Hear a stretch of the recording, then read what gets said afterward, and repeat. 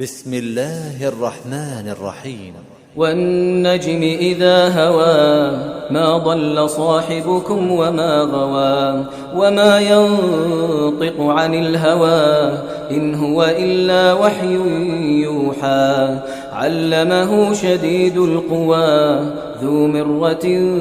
فاستوى وهو بالأفق الأعلى ثم دنا فتدلى فكان قاب قوسين أو أدنى فأوحى إلى عبده ما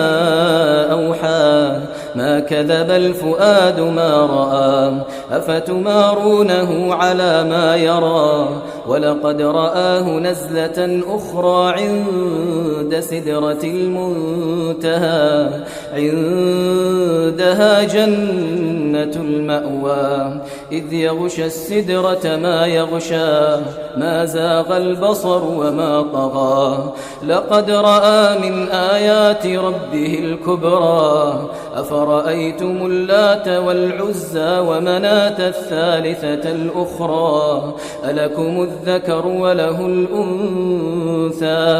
تلك إذا قسمة ضيزى إن هي إلا أسماء سميتموها أنتم وآباؤكم ما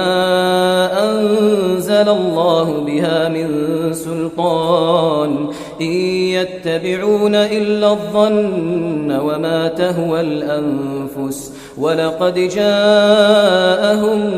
من ربهم الهدى أم للإنسان ما تمنى فلله الآخرة والأولى وكم من ملك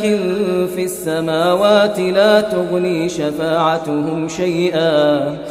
تغني شفاعتهم شيئا إلا من بعد أن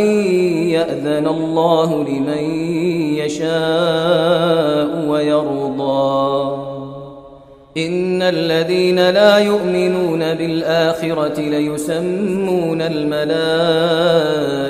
تسمية الأنثى وما لهم به من علم إن يتبعون إلا الظن وإن الظن لا يغني من الحق شيئا فأعرض عمن تولى عن ذكرنا ولم يرد إلا الحياة الدنيا ذلك مبلغهم من العلم إن ربك هو أعلم بمن ضل عن سبيله وهو أعلم بمن اهتدى ولله ما في السماوات وما في الأرض ليجزي الذين أساءوا بما عملوا ويجزي الذين أحسنوا بالحسنى الذين يجتنبون كبائر الإثم والفواحش إلا اللمم إن ربك واسع المغفرة هو أعلم بكم إذ أنشأكم من الأرض وإذ أنتم أجنة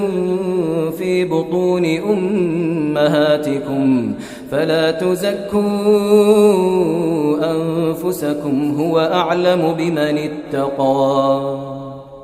أفرأيت الذي تولى وأعطى قليلا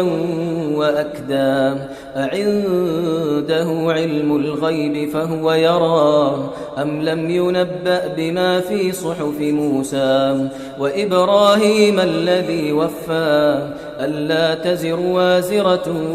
وزر أخرى وأن ليس للإنسان إلا ما سعى وأن سعيه سوف يرى ثم يجزاه الجزاء الأوفى وأن إلى ربك المنتهى